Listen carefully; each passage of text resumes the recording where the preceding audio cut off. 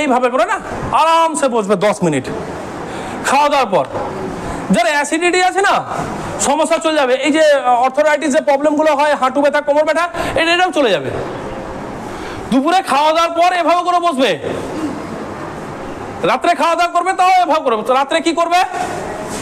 রাত্রে যদি এভাবে না বসো তো রাত্রেবেলা 5 মিনিট হেঁটে নিবে। বলছে স্যার রুমের বাইরে, তো রুমের মধ্যে 5 মিনিট হাঁটো, কিন্তু খাওয়া দাওয়ার পর 5 মিনিট হাঁটো।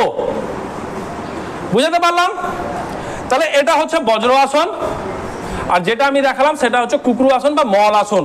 মল আসন কথাবার্তা হচ্ছে কি, মলটা সকালবেলায় ঘট করে বুঝি। যার একবারে বাথরুম ক্লিয়ার হয়ে যায় না, তার জীবন শানদার, বহুত সুন্দর সে থাকবে। বোঝাতে পারলাম? তার জীবনে কোনো রোগ বিরোগ আসবে না, যার একবারে পেট পরিষ্কার হয়ে যায়। বোঝাতে পারলাম? এটা করবে আর এটা সবাইকে শিখাবে। ঠিক?